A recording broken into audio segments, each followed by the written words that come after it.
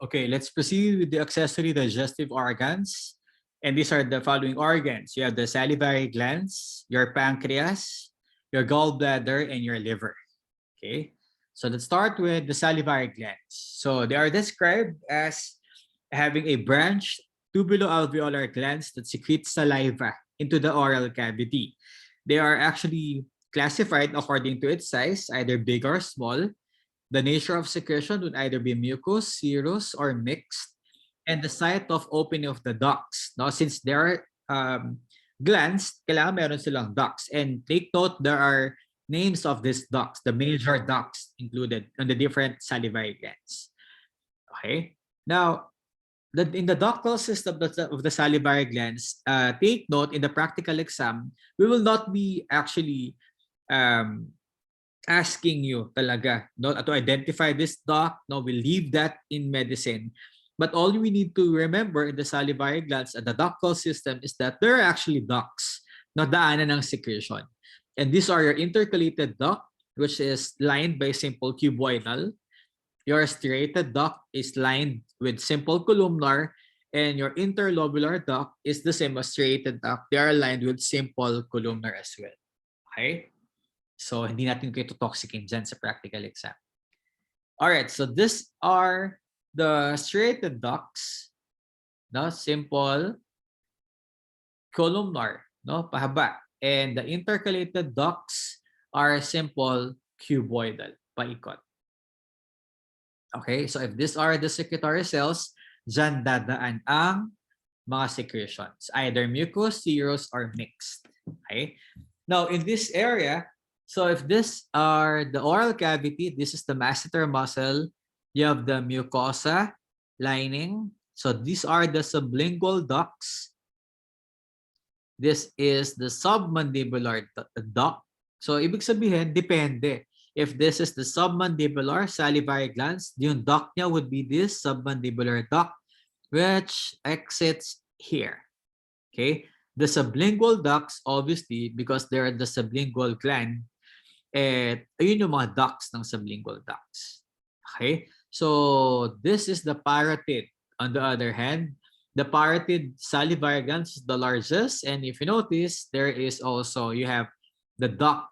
You call that your parotid duct.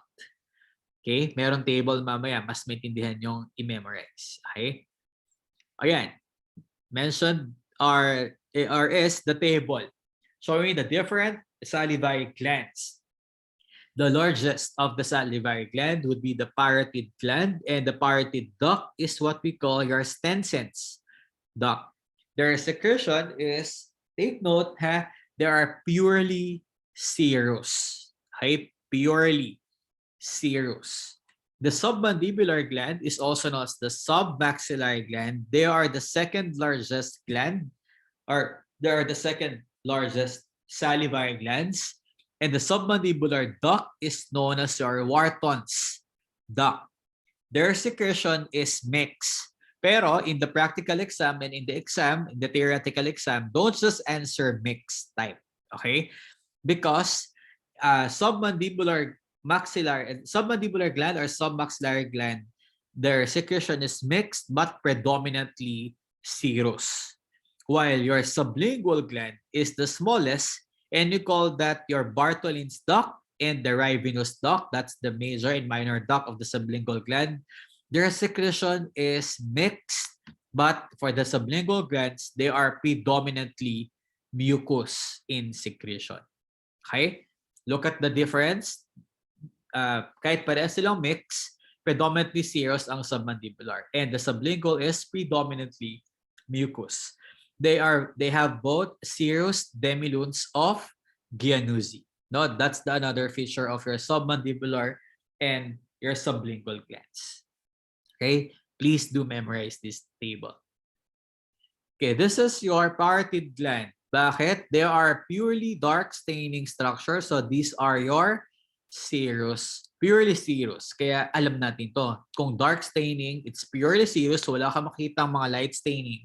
And this actually class are your ducts. So they have striated, they're interlobular, pero if these are the parotid glands, obviously, dapat meron siyang dadaanan na secretion. And the secretion of your parotid gland is purely serous.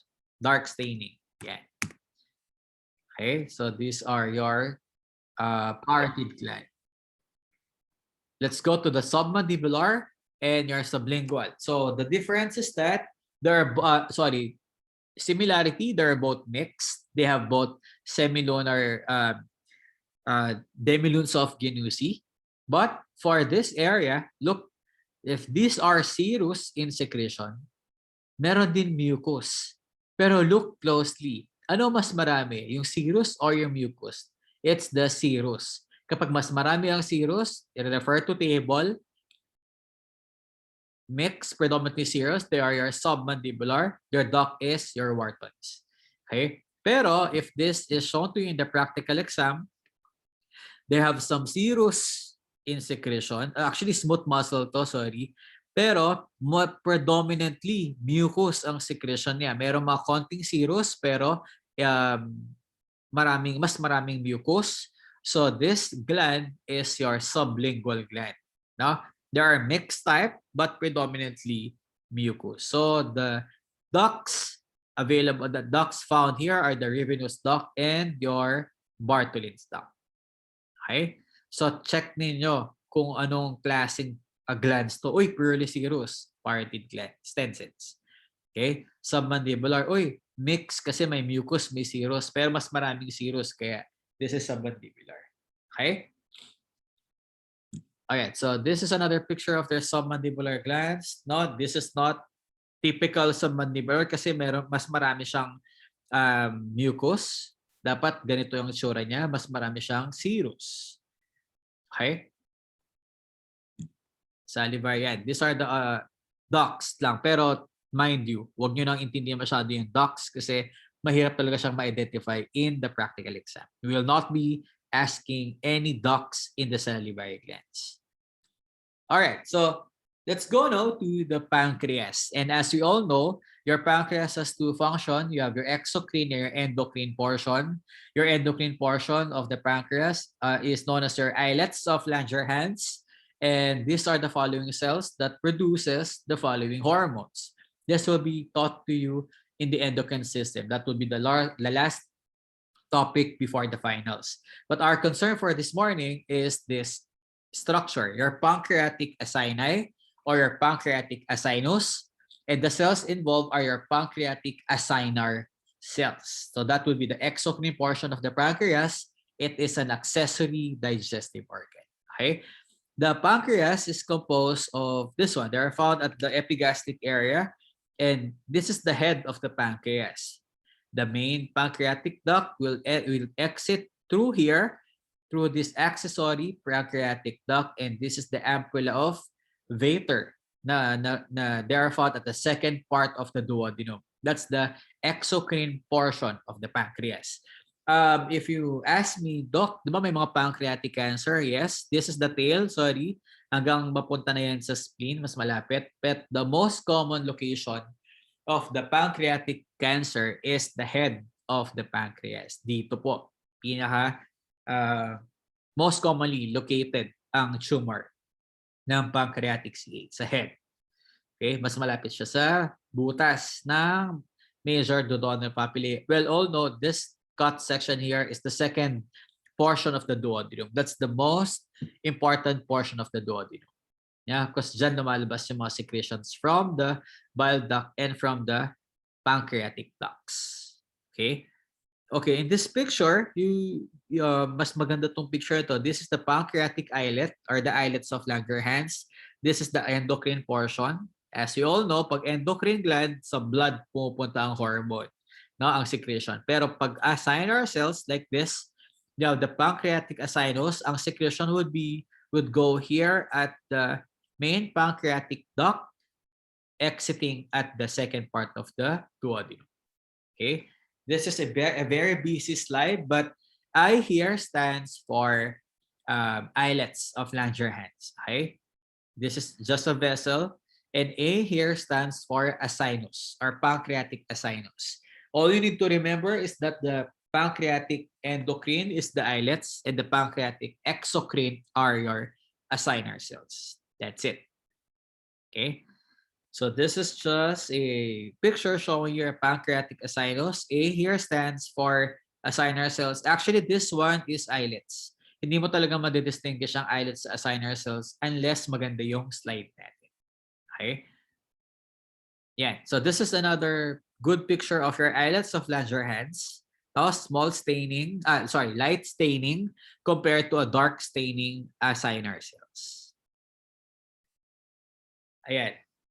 Islets of Langerhans, yung light staining, the endocrine, and the pancreatic acinar cells na may duct din as well would be the exocrine portion of the pancreas. Okay? And another organ is your gallbladder. It's a pear shape that is found underneath the liver. The mucosa, the lining epithelium is simple columnar. All you need to remember in the gallbladder is that number one, it has these mucosal folds found in the lamina propria. We call this the Rokitansky-Ashkoff sinuses. And you also, number two, you have the fibromuscular layer of the gallbladder, which is composed of long transverse oblique muscles. So, RA sinuses or Rokitansky-Ashkoff sinuses, anong itsura niyan, Doc? Ganito po.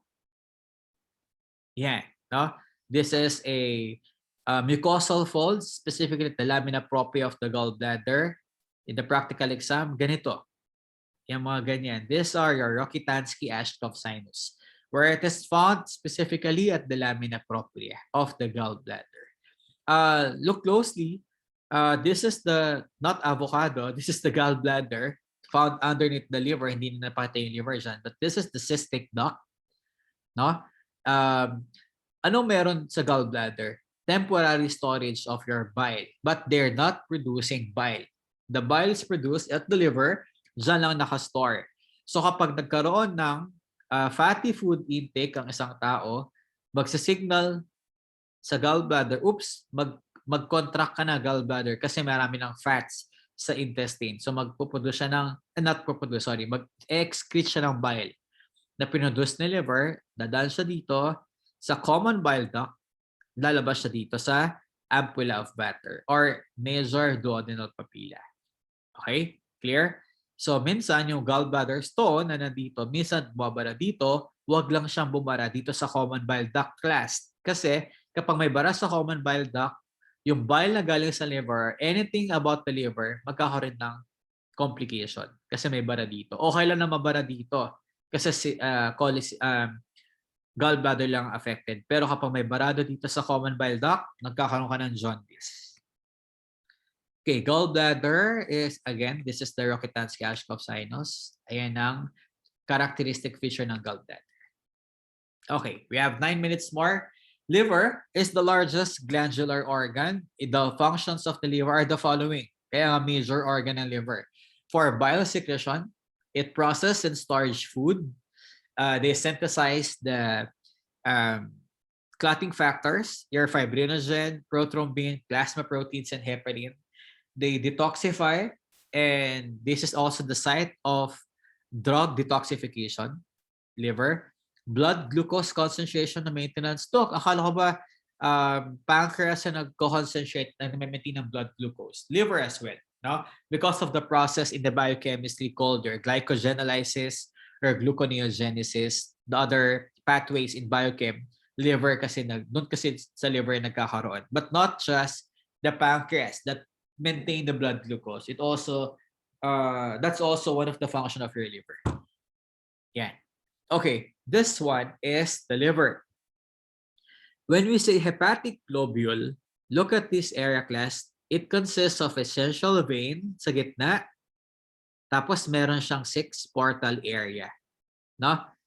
Again, central vein sa gitna, and you have 6, 1, 2, 3, 4, 5, 6, hexagonal na 6 portal area. So, ibig sabihin, palakihin natin, this is the portal area or portal chart composed of the bile duct, portal vein, and hepatic artery.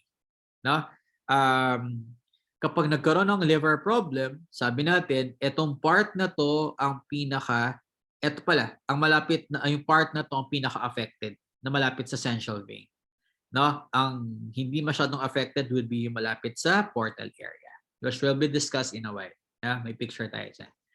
The anatomical unit of the liver is what we call your hepatic lobule. It's called polygonal prism that appears hexagonal. Hexagonal meaning number 1, central vein at the center, and you have your 6 portal areas. No, kaya siya naging hexagon. The portal area is composed of a portal triad known as your portal vein, hepatic artery, and bile duct. Okay. As a review, hepatocytes, no, during your first laboratory orientation, they are polygonal or polyhedral in shape. They are mononucleated and binucleated. Their nucleus is prominent. Their cytoplasm is eosinophilic. They are arranged in rows, cords, and columns. Presence of glycogen is indicated by empty spaces, and the presence of lipids is represented by round vacuoles. Yan yung hepatocytes na. Okay? The bile canaliculi are actually channels between hepatocytes. No? They surround between each adjacent pair of hepatic cells, and they empty into the smallest bile duct. So kaya nga may portal area doon yung bile duct, doon papunta from the hepatocytes. What are the other cells found at the hepatic sinusoids? We all know that von Kapfer cell is a phagocyte, right? So as described, they are stellate in shape with processes rich in iron, and they are engulfed with engulfed erythrocytes. Look, but engulfed erythrocytes. Dapat sa spin lang siya. Their function is still phagocytosis, no? But the function of the liver, as I mentioned, napakarami. Kaya anything foreign na makita ng von Kapfer cells will be engulfed. Okay? And then it will be processed, and they will undergo the process of phagocytosis. Kaya nagkakaroon ng kaya phagocytic cells ang von Kapfer cells sa liver. Okay, there are also non-phagocytic cells such as the endothelial cells, and there are also fat-storing cells found in the liver. We call this eto cells. They contain lipid droplets. They're not adipocyte or fat cell, pero ang tawag sa fat-storing cells sa liver is or are eto cells. Okay. The space between the sinusoids and the hepatic cells are called your D's space. Now, this is a very characteristic of your liver. Okay? Central vein. Now, from the central vein class, they are located in the lobulus. Tama? They will drain to the sublobular vein, goes to the collecting vein, goes to the hepatic veins, and that blood coming from the liver will go to the inferior vena cava, going to the heart. Okay? So magkaiba po ang central vein at hepatic veins. Okay? Ang central vein is located in the hepatic lobule, while the hepatic veins will drain into the inferior vena cava. The inferior vena cava will go to the heart for oxygenation. Okay? All right, this is just a histologic organization of the liver. So hepatic lobule is comprised of the central vein in here, the hepatocytes in between, and this is the portal area. So the green hair stands for the bile duct. Bile duct. These are the bile canaliculus. This is the portal vein, and this is the hepatic artery. And this tree is composed of the portal area. Now, this is what we call the zones of ischemic injury. If there are liver injury, now look at this picture. This is the hepatic lobule. Sabi natin, central vein in the center, and you have 6 portal area. Right? 1, 2, 3, 4, 5, 6. Composed of portal triad. No? Since merong hepatic artery dito, any injury in the liver, zone 1 would be the closest to the portal tract, and they will receive the most oxygen. This is the zone 1. If this is the central vein, ito, for example, ito. Yan. So the area near the portal area is the zone 1. Sa gitna would be zone 2. And the area surrounding or near the central vein is the farthest, and they will receive the least oxygen. And obviously, they are the most susceptible to ischemia kasi sila yung mas makaka-receive ng least oxygen. Okay, please take note of the zone 1, 2, and 3. Which one is which receive the highest oxygen, which is responsible or which is most susceptible to injury or liver injury. Okay? So, wag na to. Ayan. This is the central vein class. No, this is the trabeculae. Hindi lang siya masyadong kita dito sa portal area. So, basta kailangan kita yung portal area at central vein, we will ask you what zone is that pointed. Okay? Kita ba dito? No. So, this is the central vein. This is the portal vein, hepatic artery, and bile duct. So, this is the portal triad. And the portal triad is again another question to be asked in the practical exam. Expect one question from that sa practical exam. Okay? And that ends our digestive system and accessory organs of digestion.